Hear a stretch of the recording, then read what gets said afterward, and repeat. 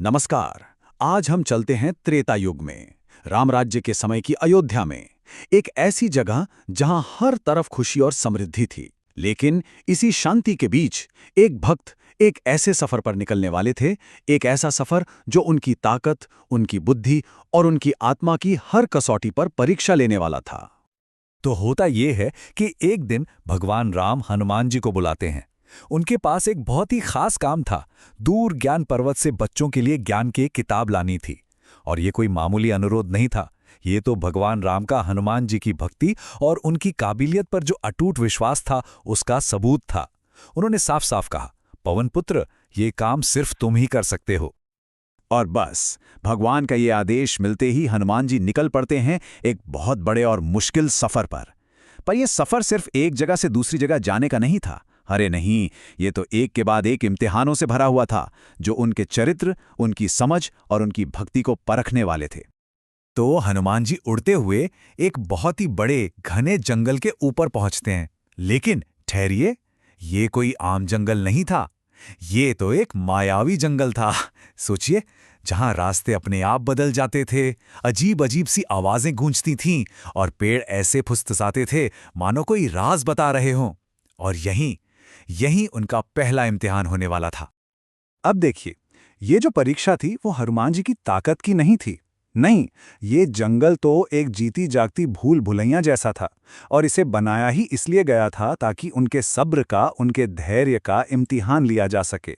असली चैलेंज तो ये था कि जब कुछ समझ ना आ रहा हो, देर हो रही हो, तब भी कैसे शांत रहा जाए, कैसे अपना ध्यान बनाए रखा जाए। तो अब हनुमान जी ने क्या किया? परेशान होने के बजाय वो मुस्कुरा दिए। वो ये बात समझ गए थे कि बाहर जो कुछ भी हो रहा है, वो असल में हमारे मन का ही तो आईना है। और जैसे ही उन्होंने बिल्कुल शांत मन से आगे बढ़ना शुरू किया, जानते हैं क्या हुआ? उस मायावी जंगल ने खुद ब खुद उनके लिए सही रास्ता खोल दिया।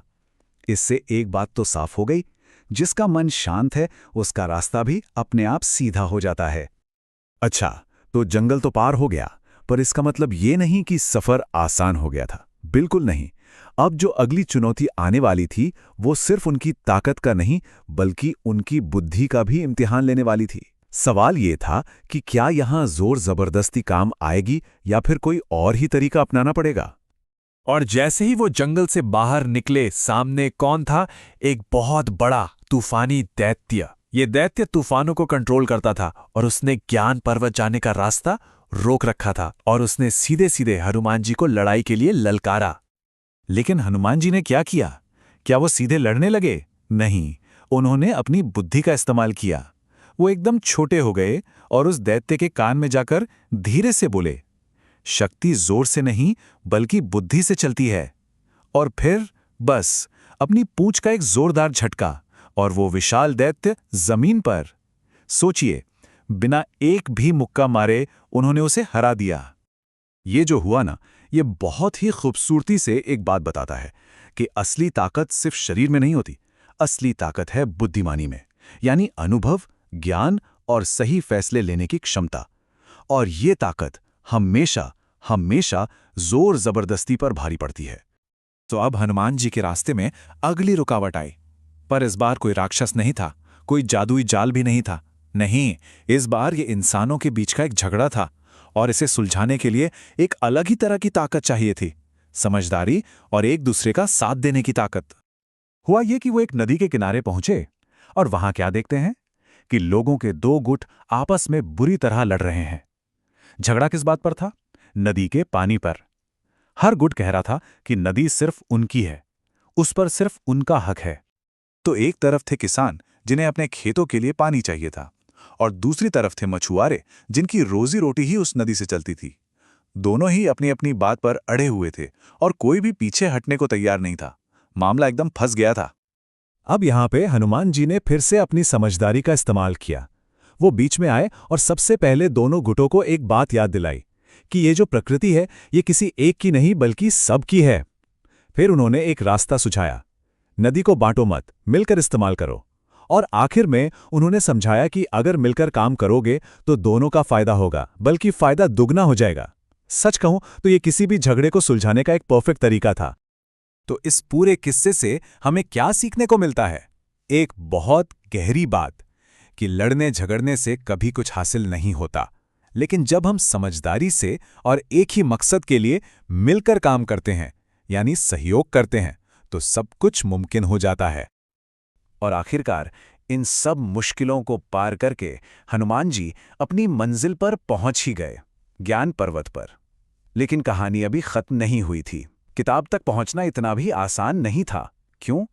क्योंकि वहां पर शुद्ध रोशनी से बना एक दिव्य रक्षक खड़ा था, और उसके पास हनुमान जी के लिए आखिरी इम्तिहान था।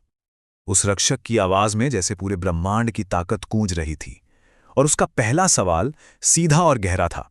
उसने पूछा, बताओ, सबसे बड़ी ताकत क्या है? हनुमान जी ने एक पल की भी देरी नहीं की। जवाब उनके अंदर से ही आया। उन्होंने कहा, भक्ति सबसे बड़ी ताकत है। और यह जवाब उनकी अटूट श्रद्धा को साफ साफ दिखा रहा था। रक्षक ने हाँ में सिर हिलाया, और फिर उसने अपनी दूसरी चुनौती सामने रखी। यह सवाल दौलत के बारे में था, पर जाहिर है दुनियावी दौलत के बारे में नहीं। उसने पूछा, और सबसे बड़ा धन क्या है? हनुमान जी का जवाब उतना ही साफ था, ज्ञान। ज्ञान ही सबसे बड़ा धन है। बिल्कुल सही, है ना? एक ऐसा खजाना जिसे कोई चुरा नहीं सकता, और जो बांटने से कम नहीं बल्कि और बढ़ता है। रक्षक उनके जवाबों से संतुष्ट था। अब बारी थी आखिरी और सबसे गहरे सवाल की। ये असली परीक्षा थी। उसने पूछा, तो फिर ये बताओ, हनुमान, सबसे बड़ी जीत क्या होती है? और हनुमान जी का जो आखिरी जवाब था, वो उनकी पूरी समझदारी का निचोड़ था।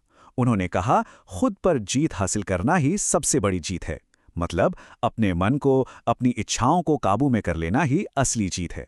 इस गहरे जवाब को सुनकर वो रक्षक इतना प्रभावित हुआ कि वो रास्ते से हट गया, और उसने ज्ञान की वो किताब हनुमान जी को सौंप दी।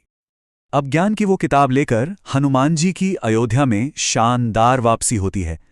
वहां भगवान राम, सीता जी, लक्ष्मण जी और पूरी अयोध्या नगरी ने एक हीरो की तरह उनका स्वागत किया। आखिरकार उनका ये मुश्किल सफर कामयाब हो गया था। भगवान राम ने हनुमान जी की बहुत तारीफ की। उन्होंने कहा कि हनुमान सिर्फ एक किताब नहीं लाए हैं, बल्कि उससे भी कहीं ज्यादा कीमती चीज, एक बहुत बड़ा सबक लेकर आए हैं। उन्होंने ये सिखाया है कि धैर्य, बुद्धिमानी, साहस, सहयोग और भक्ति, ये 5 गुण अगर साथ मिल जाएं तो नामुमकिन काम भी मुमकिन हो जाता है। और आखिर में हनुमान जी अयोध्या के बच्चों को उस ज्ञान का असली मतलब समझाते हैं। वो कहते हैं कि देखो, ज्ञान का मतलब सिर्फ चीजें रट लेना या जानकारी इकट्ठा कर लेना नहीं है। ज्ञान का असली मतलब है अच्छे काम करना, दूसरों की मदद करना और अपने मन को साफ रखना। और यही वो संदेश है जो इस पूरे सफर का सबसे बड़ा सच है।